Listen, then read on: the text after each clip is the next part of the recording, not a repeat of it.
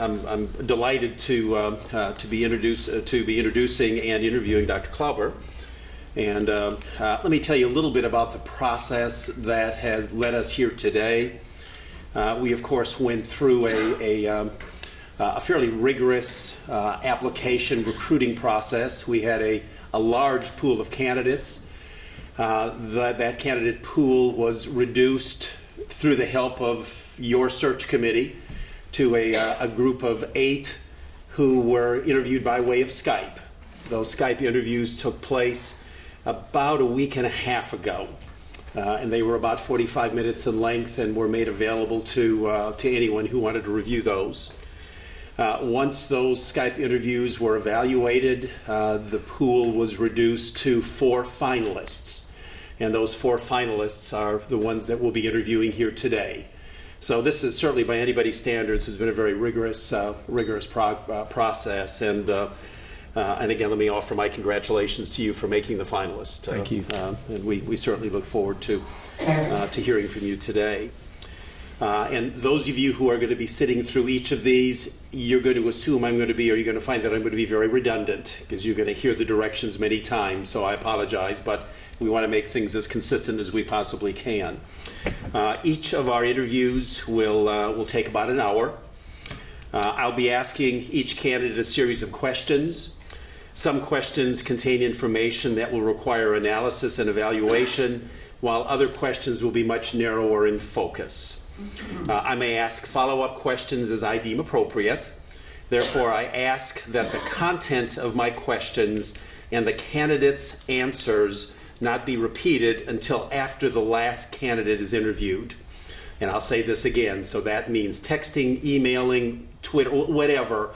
Please don't do it while you're here. In fact, I would ask you to silence your electronic devices.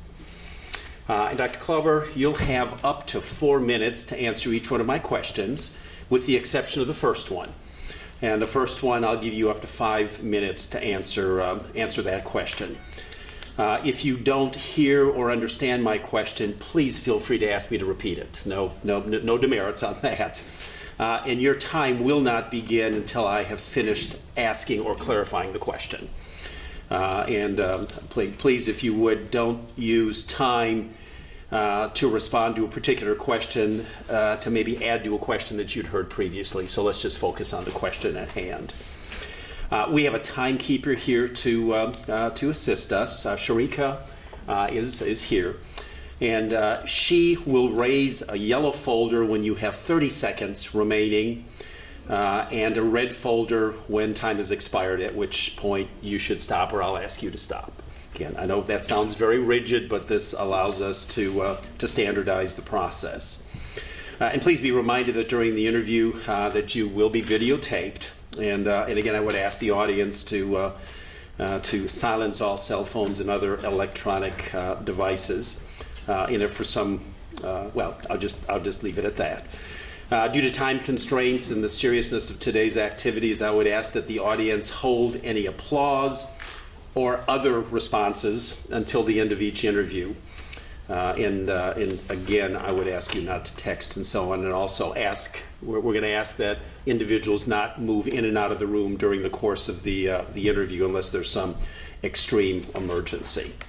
So any questions before we get going? No, sir. Okay, very good. Thank you. All right, let's begin with this. What I'd like to do is ask you to take a minute to review the following information for a community college. Excuse me, for those of you in the audience, I have provided a data sheet that contains some trend information. And I'll just give you a chance to look that over for a moment.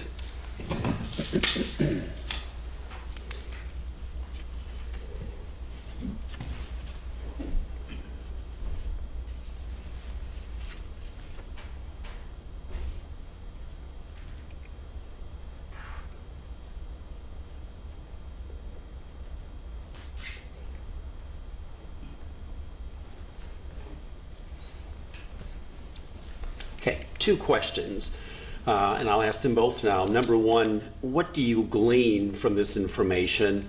And number 2, in developing a vision and a strategic plan for the college, what additional information would you look for And what would be your approach in reviewing and interpreting these data? Well, I think just very quickly, looking the data over, it shows that revenues for the past 3 years for tuition and fees, which is the biggest chunk of the revenues, is exceeding expenses.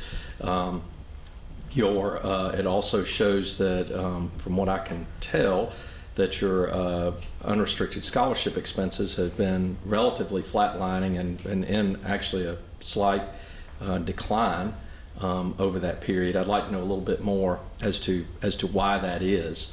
Can you ask the rest of that question again after the? Sure. The second piece, in developing a vision and a strategic plan for the college, what additional information would you look for, and what would be your approach in reviewing and interpreting these data? Well, I think that the first thing that I would like to take a look at is, look at all of our programs, look at what programs are generating revenues, which programs have the most expense associated with those, see where we may need to look at, generating additional program revenue, where we have the capacity to generate additional program revenue through additional enrollment in those areas.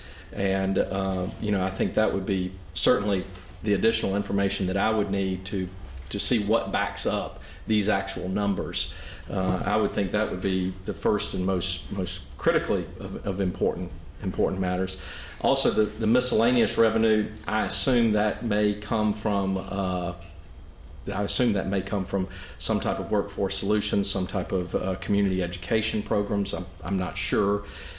So I'd want to see why we've had almost $100,000 decline in those areas in the past 3 years. So that I think would be important to take a look at that as well. See what are we doing programmatically that has caused that revenue decline.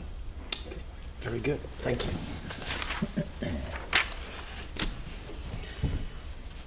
Okay. How many accreditation self-studies have you chaired, and on how many visiting teams have you served?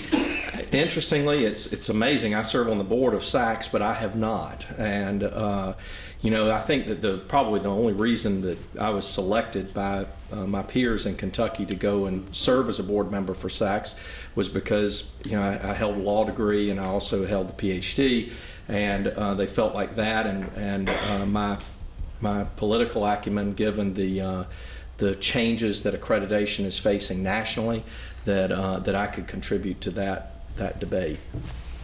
Very good. In our new economic reality of decreasing state appropriations and encroaching proprietary schools, community colleges are continuingly balancing the need to be leaner and work more cost efficiently while simultaneously responding to student preferences. From satisfaction surveys, you note that your students want a variety of schedule options for course sections, but it's not unusual for sections to be canceled for a lack of sufficient enrollment. What do you think is the best approach for scheduling courses, and why? Well, probably if you look at the SESI data for our college in Owensboro, we have more students than work than the national average for SESI that work and engage and are active in child care, and that is that's a real problem when it comes to scheduling for students. You've got to be able to try and deliver classes so you can work around those work schedules so you can keep them in. It becomes a retention issue as much as it does become an economic issue. In Owensboro, we've tried to fix our schedule so that a student only has to come to the campus 2 days a week. And that allows them to, they can carry a full load, they can also finish on time, and they can also continue to have a job, and they could be there for their families, some of which are doing both, carrying a job and caring for families. So if we look at that compressed schedule, also online options, I don't know about Calhoun, but online options have pretty much decimated our weekend college, because students can take classes online, and they often do. We still have a viable night program because of a lot of our skilled trades programs, they come in at nighttime for the labs and those type of classes that you can't offer online, and that continues to have viability. So I think you have to look at meeting a student halfway. You need to look at trying to set up your course schedules so that a student doesn't have to be here 5 days a week or 3 days a week. They can come 2. And you also have to look at online and hybrid options as well. We've tried hybrid courses, actually, and I've been really kind of disappointed that they've not been more popular. You would think the idea of just coming to campus 1 day a week and doing the rest of the work online would be very popular with students, but it just in the court of public opinion, it has not done well in Owensboro, Kentucky, and I really can't explain it. I think they either want it all online or they want to come in for the traditional face-to-face class, and that's just been surprising to me. Yeah, logic would have it that would be something they would jump at, but it's interesting Absolutely. that that's not been the we case. really looked to develop it. We got a Title III grant back in 2010, and one of the components of that was developing hybrid courses, and they've not been popular. They're popular with faculty, but the students just have not signed up. Do you have any for them. suspicion as to why not? I think that today's student, if they're comfortable online, they're all in. And I think if they're not comfortable online, then they're all out. And there is no mixture between the two. They want to come and they want to come in and have that face-to-face experience. And I'll tell you, I'm probably in that group because I'm older. But the other students, the ones that gravitate towards online, they're comfortable with it. They enjoy that modality, and that's what they ought to have. They do. Very good. One of your administrators comes to you with a recommendation for the termination of a tenured instructor based on job performance going back several years. Around the same time, you are approached by a rather vocal member of the state legislature who tells you that she has received numerous complaints from constituents about this tenured member of the college's faculty. The legislator tells you she believes you should terminate that instructor immediately. In reviewing the instructor's written performance evaluations, you note that they have all been satisfactory or slightly better, though you are told that the instructor is actually a substandard performer. On further inquiry to the college's HR director, you learn that less than candid performance evaluations have been the norm at the college for years. What issues do you see here? First question, and follow up. What are your next steps? Well, first, it's a cultural issue, and it's a cultural issue that's not endemic to, I don't know if it really exists at Calhoun, but hypothetically in Alabama, it's a cultural issue that existed in South Carolina, and it exists in Kentucky as well. And that is that we're reluctant to be critical of our peers or even our subordinates many times because we know them, we interact with them on a regular basis. I remember when Kentucky, we changed the rating scheme from either 3 to 5 or 5 to 3 on the ranking chart on the performance evaluations, and my comment was, well, if they're a 2 on a 3-person scale, they're still going to be a 3 on a 5-person scale. They could put 10 different category rankings, and it doesn't matter. People are still going to underrate faculty or overrate them. Excuse me. And I think that's a cultural issue that you've got to address, and you've got to start it in HR. You also have to start it in good supervisory training among your employees, especially employees when they go into supervising others. They need to have some professional development training about being a supervisor and what that entails, what those expectations are. And you've got to really work on that culture because you can't do a lot when you've got an employee that's had a string of great job ratings, and then all of a sudden you find out, well, this person's really been a dud the whole time, but we've given him these great ratings. That makes my job in dealing with the HR issue at hand much more serious and much more complicated. And certainly, I'm sure that in Alabama there are acts of which you could be fired on the spot, I would think. But Alabama, like South Carolina and like Kentucky, there is a process for that, and you've got to go through that process. And HR is an area of particular importance to be process oriented, because if you don't, you'll get sued, and that's pretty important. You don't want to do that. So it's the lawyer in me coming out and saying that, but you need to go through that process and follow it to the letter. And if they've had great rankings in the past, that is going to really tie my hands to deal with that at the present, even if I've got a state legislator who is calling me and asking me to do that. The issue as far as the state legislator calling me, again, that's something, I hadn't had that happen in Kentucky, but it happened in South Carolina a couple of times. And you really just have to sit down and talk with them and say, look, this is a personnel matter. Number one, I can't talk with you about it because it's confidential. And number two, we're going to deal with it according to the policies and procedures that have been set up by the state of Alabama and by the community college system.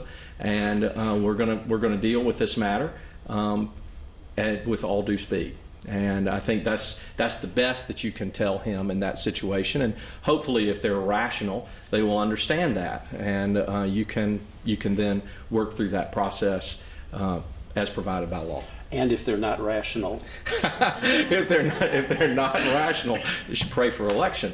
But no, I think if they're not rational, you can't divulge confidential information. I mean, you can't, even to a state legislator. You can't. You've got to do the right thing at the end of the day, and you've got to say, look, we can't talk about this, and we have to agree to disagree. But you have to have confidence in me as president of this institution that I will handle this, and I will handle it in accordance with the policies and procedures of Alabama and the law.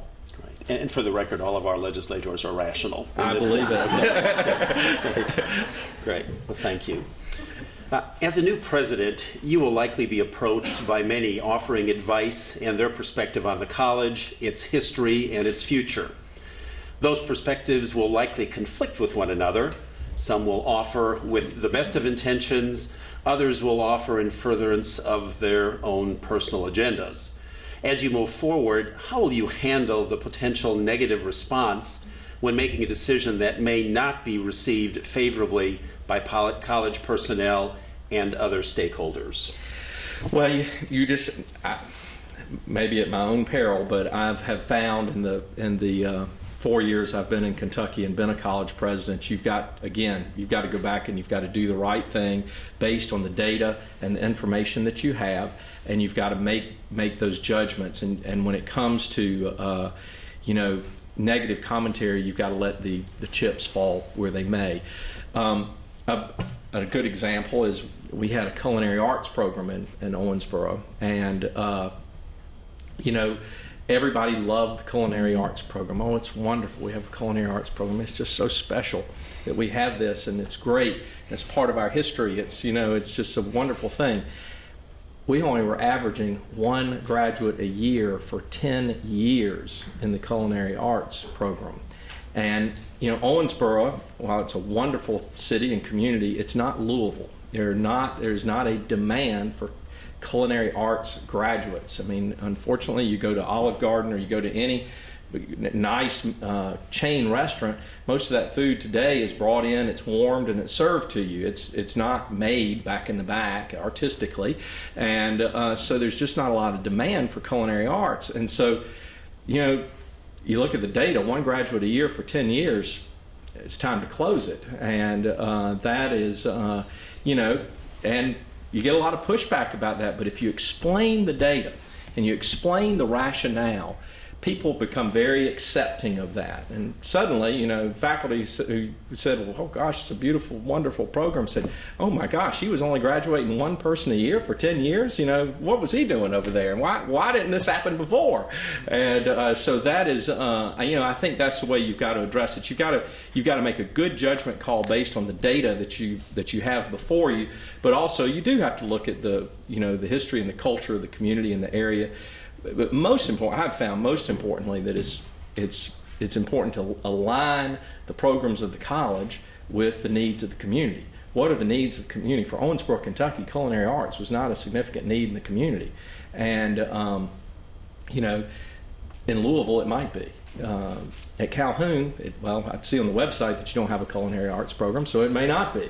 But that's, you've got to make those decisions. You've got to take in part what the culture of the area is and what the needs of the area are, because you certainly want to prepare your students. It's all about students at the end of the day. You want to prepare your students for a career. I think we use the term jobs, preparing them for jobs, a little bit too much. I use it a lot too. I want to make sure there's a job tied to the end of that degree once they finish. But really, community colleges, as we look to the future, we need to be a little bit more than that. We need to be preparing students for careers, and there is a difference between the two. Thank you.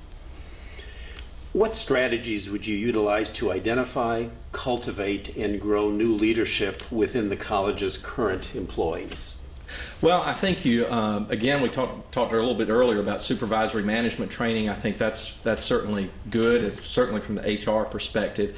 I think encouraging employees to go back and get their advanced degrees. I don't even know if Alabama has a program where employees can go back and, get free college credit to go on and get advanced degrees or not, or at least get subsidized credit. In South Carolina, had subsidized credit. In Kentucky, they allow their employees to get full credit to go on and pursue a master's or a PhD. And I think that's very important, that you help your faculty and staff move towards advanced degrees. I mean, because you're an institution of higher education, those degrees are very important.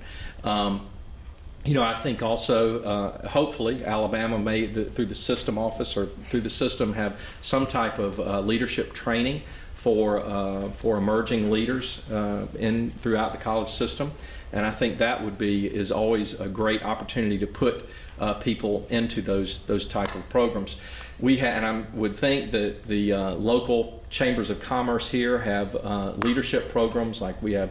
We call it Emerge Owensboro, but it's Leadership Owensboro, maybe, those type of programs. And we often, what I will do is I will start a person who comes to me and says, I want to move up, I want to learn more. I'll start them in an Emerge Owensboro program and let them get into the community and kind of learn those aspects. Then I'll put them in move them over to the system program, let them learn about, the Kentucky system a lot better.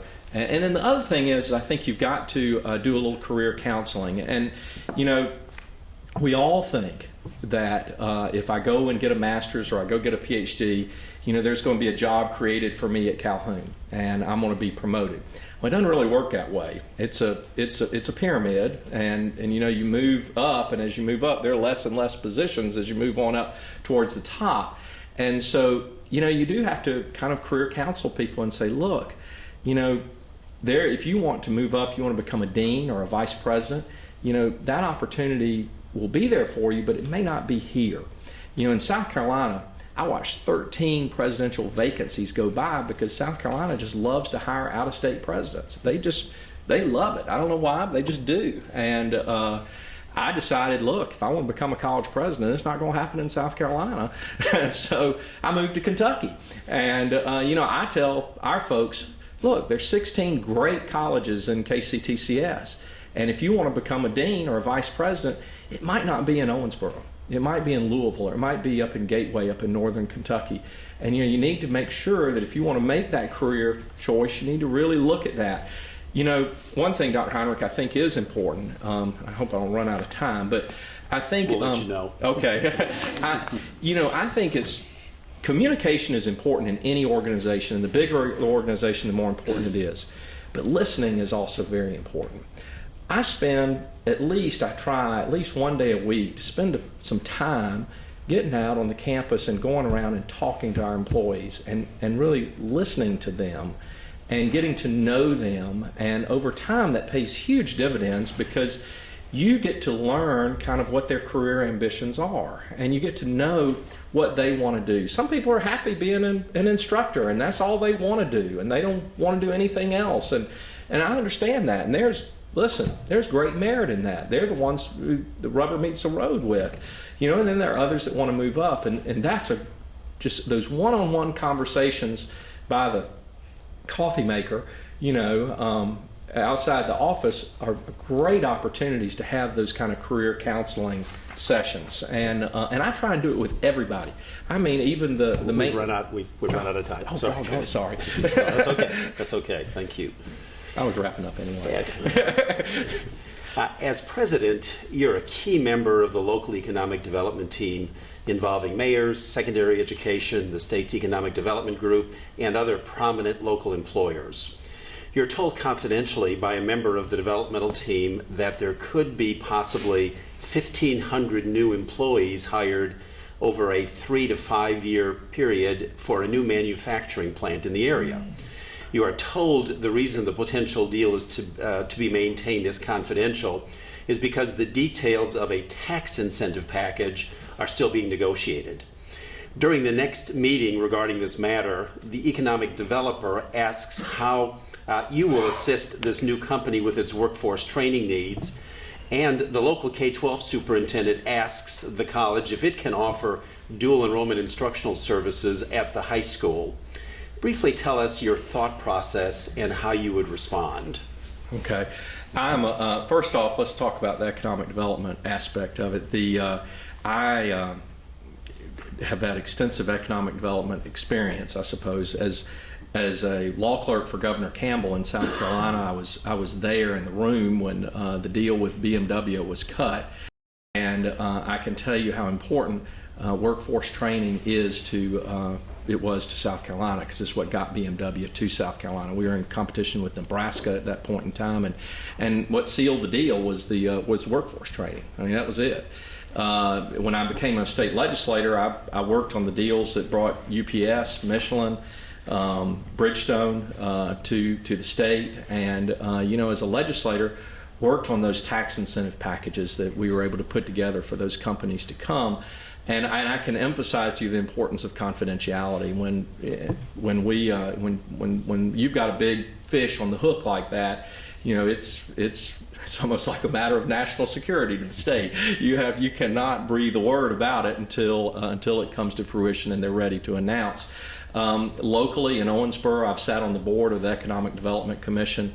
I regularly go with the head of the EDC, who's a peer of mine, and we go and make contacts with prospective industry when they're looking at coming to the Owensboro-Davis County region. So there I can certainly say that we play a part in that. We talk candidly with those prospects about the ability to provide training for them, what specific type of training we can provide.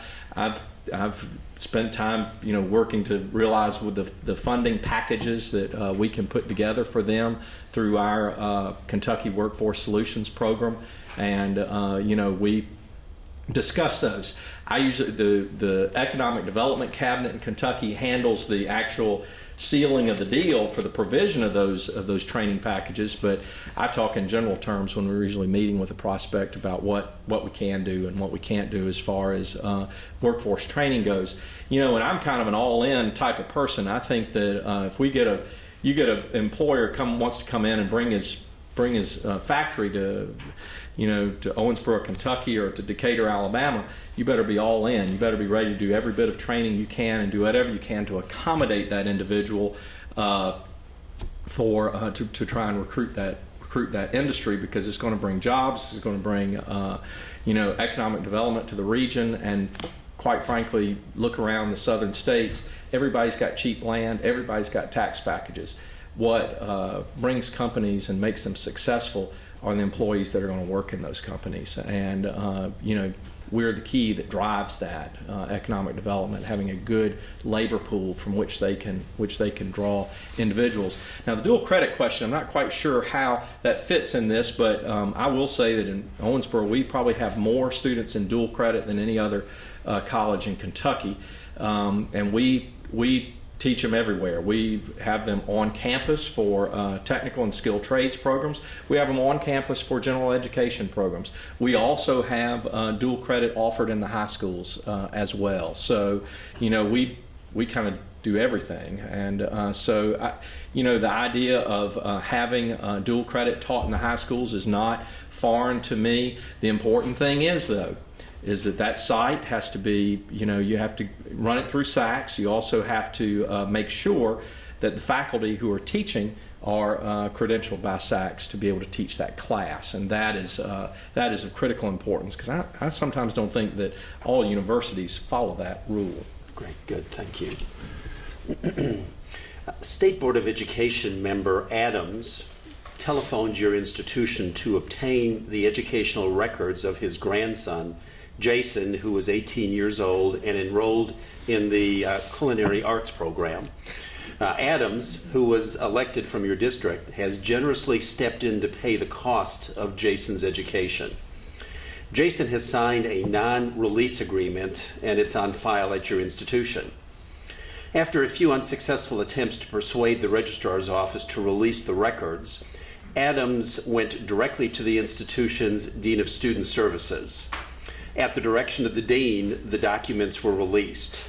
They contained not only Jason's grade history, but also details of a now resolved hazing incident earlier in the semester in which Jason was a participant. When Jason learned of the release, he made an appointment to see you. What do you see as the major issues in this scenario, and how will you approach the meeting with Jason? Well, you immediately have a FERPA violation there.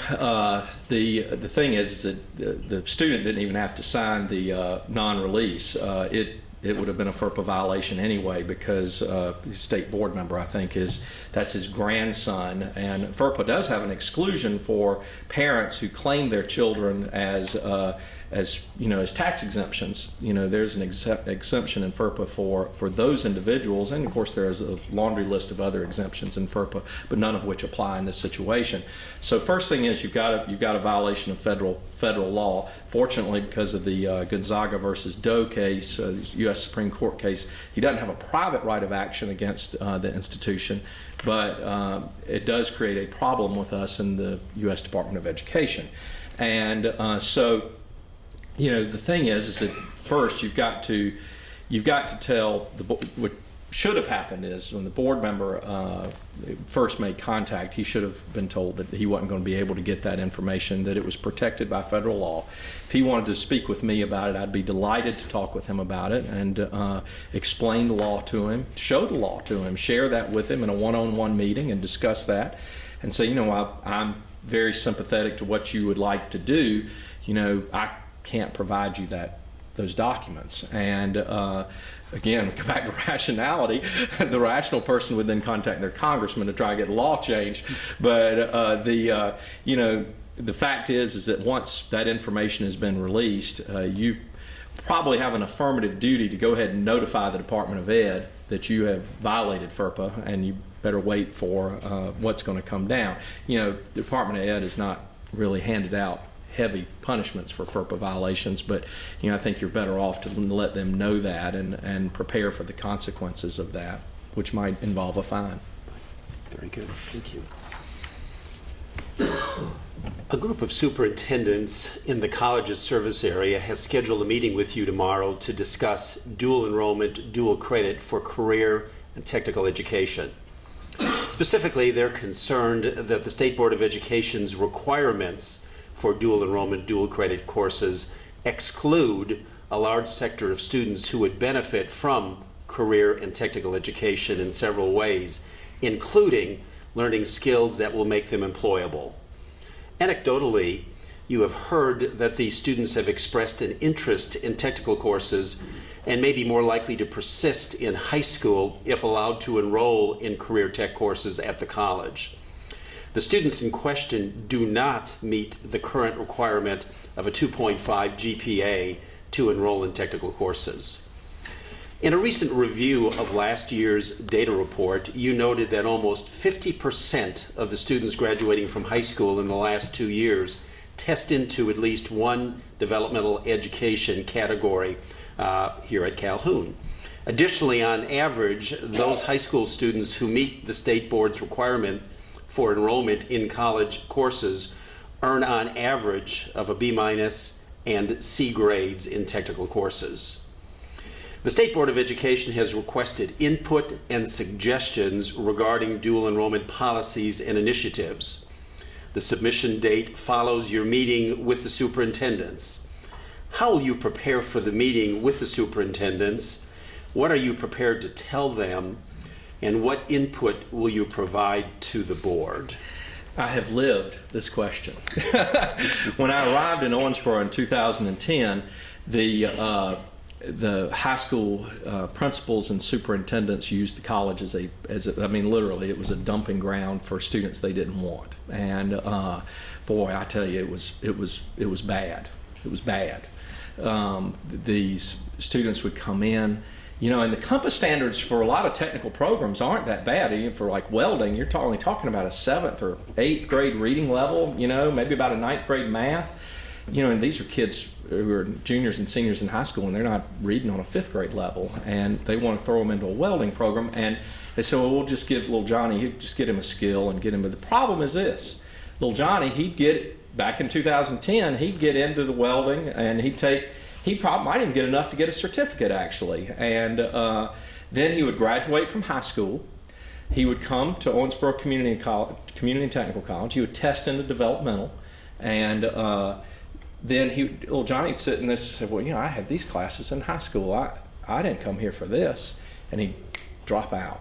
He'd go down to the nearest place where he could get a job, Titan, which is a big multinational utility manufacturing and construction company. And Titan would hire him based on that certificate. But, you know, he'd get in there after a couple of weeks, and they figure out little Johnny can't read a blueprint. Little Johnny can't read a safety manual. And so they asked little Johnny, well, where'd you get your credential? He said, well, I got them from the community college. Well, little Johnny gets fired. We have failed little Johnny because he is not ready to go into a career. The college looks terrible in the community with our employers. And everybody turns out to be a loser. Everybody does. Person, I guess the winner is the high school who got rid of little Johnny. So in 2011, I imposed our Compass program standards for all high school dual credit students, all of them. We used to do it for the gen ed students already. They had to test into those programs, but we didn't do it for the technical. So I said, we're going to do that. And I had pushback from my own faculty. They said, oh my gosh, you know, what are we going to do? We're going to lose all of our students. Because at the time, about 80% of our students were high school students in the technical programs. I said, guys, I got your back for 2 years. Let's watch and let's see what's going to happen. I guarantee you, my money is on the students. When a student sees something they want to do, and they decide they want to do it, nothing will stop them. They become unstoppable to attain that goal. And my money's always on those students. Well, what we did was we put in the standards, big pushback from the superintendents. So I would expect that. I would expect it, and I'd be ready to deal with it, just like I did before. And I said, look, this is what we're going to do, superintendents. We're going to share our developmental curriculum for you, for your 11th and 12th graders, so that you can align what you're teaching in the high schools to what we're doing in our developmental courses. The next thing we're going to do is we're going to offer for free in the summer what I call the Compass Boot Camp, which is what we did. And it's a 3-week program designed to get these students who are really kind of close on that Compass test, but to get them over the hurdle. And we have found that if they come for the 3 weeks in the summertime, 90% of them will test into the program they want to go into. And then we move them on into the program and into the dual credit program. And I will tell you, the first 2 years we saw the bottom drop out of dual credit students in technical programs. This year, we are back to where we were the first year before that I came in, and we have over 350 students in technical programs at Owensboro Community and Technical College and career ready. Very good, thank you. An instructor in a technical program asks for a rank increase on the applicable salary schedules. In reviewing the application and talking with your cabinet, you learn that several other technical instructors have received similar increases in rank placement, even though their credentials do not meet the requirements of their rank placement. While you're conducting a review of the situation, you receive a letter from the local representative of the Alabama Education Association, a professional association representing many education employees in Alabama. The letter advises that AEA is aware of the prior decisions approving rank placement increases for other instructors, and that they will refer this matter to their attorneys for possible legal action if you do not approve the instructor's request. How do you respond? Well, I will first off admit that I'm weak when it comes to Alabama policies and procedures, not having worked here. I mean, I'd have to spend some time immersing myself in those areas and learning about the relationships. You know, whenever as an attorney, my first advice would be is that whenever you get a letter from someone telling you that they're going to seek legal action, the first thing you do is you consult your attorney. And you know, and I will tell you, as an attorney who represents himself as a fool for a client. So that would be the first thing I would do, would be to seek the assistance of general counsel. Whether that exists here, I don't see one on the employee directory. Someone at the system office, if there's general counsel there to advise the colleges. I would certainly look there first. Look at the situation, see what our options are from a legal point of view.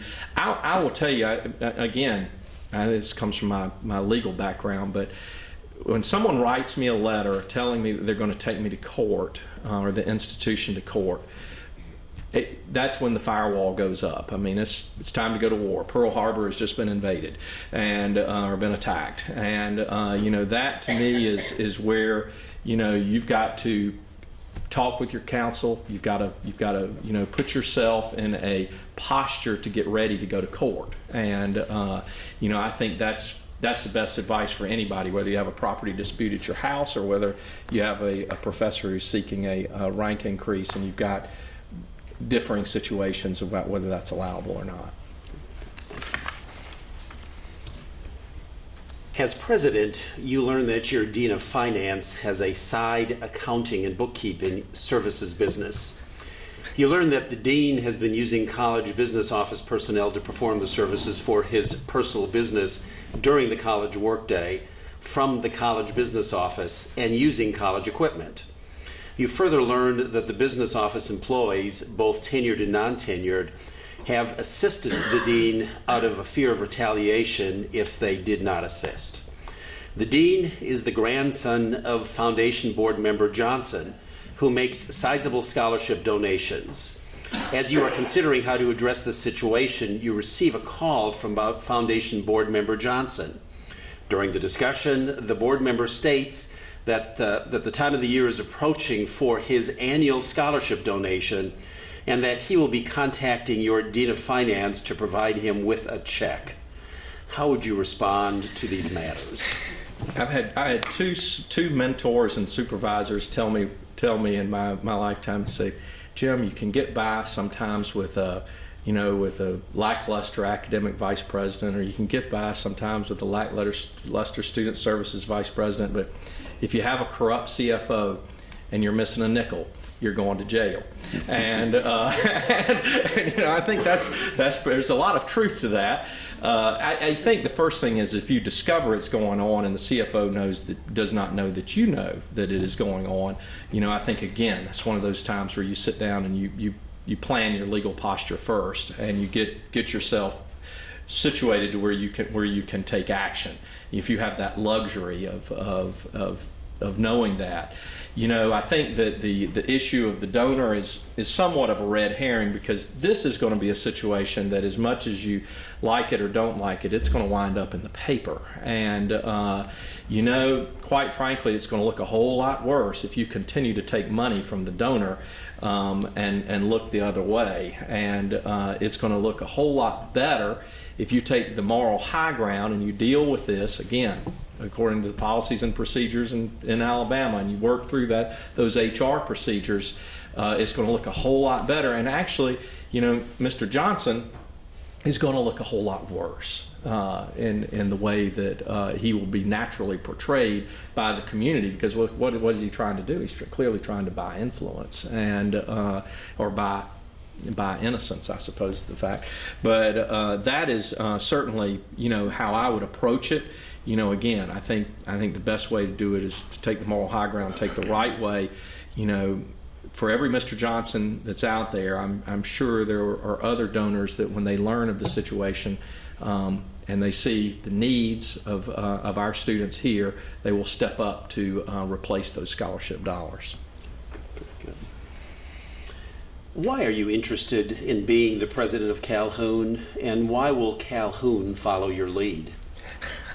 Well, I'm interested in being president of Calhoun because, I came to KCTCS, and it's a listen. I am nothing but grateful for everything that Dr. Mike McCall, president at KCTCS, and the system and the college community have done for me. And I will tell you, sometimes I almost ask myself that question. Our faculty and staff, everything I've asked them to do, they've done. And I'm very grateful for everything they've done. Kentucky is a highly centralized system, though, and it is, I think there comes a time in your career where you'd like to have a little bit more flexibility, a little bit more ability to do things that are not all run by the system office, and that is, one reason that I've applied here at Calhoun. I've always been intrigued with the state of Alabama and its two-year college system. It's had its ups and downs, but on the whole, it's a very, very good community college system. And what the state is doing with workforce development, I think, is intriguing. It's exciting, and what we can do with technical programs, I think, is exciting. And I don't want to leave the gen ed faculty out too, because they play a very important role in that mission as well. So everybody's got a role to play. We just all have to play it. And why would the faculty follow me, or why would the faculty and staff follow me, or why would Calhoun follow me? I would hope that they would follow me because I'm a participative leader. I also believe that everybody, really, we want three things. We want to be respected, we want to have the opportunity to grow, and we want to be challenged in everything that we do. And I fundamentally believe that those are important values that we do. The most important value that we have is trust. Trust is, I think, any operation, college, whatever, business, it's a lot like an engine. And no matter how sophisticated that engine is, if you don't have oil in it, it seizes up and it breaks. Trust is the oil that lubricates Calhoun Community College. It's the oil that lubricates Owensboro Community and Technical College in Owensboro, Kentucky. It's what makes the engine run, and you've got to have that mantle of trust. And Dr. Heinrich, that trust also extends up to you at the system office as well. I have to trust that you, as the leader of the system, that you have our best interest at heart, as well as the state board. They trust that we're going to do our job, and we trust that you're going to look out for us and for the state of Alabama. And so it goes up and down the ladder, and I think that's critically important. And I think the employees here take a risk. If I'm hired, they risk that they want me to be a trustworthy person, and they don't know me, and I don't know them, but we have to get to know one another. And I hope that after that introductory period, that they'll realize that I believe what I say, and I say what I mean, and that I think those factors are critically important, and they will follow us wherever we want to go. Very good. Yeah. Well, let me thank you on behalf of all of these folks for your very, very thoughtful answers. We appreciate it a great deal. Just to give you kind of a rough idea of where we go from here, we of course want to resolve this very quickly. It's probably going to be 2 to 3 weeks before we have the remaining information in that we're gathering, but just as soon as that happens, we will be back in touch. Great. So thank you very much for your time.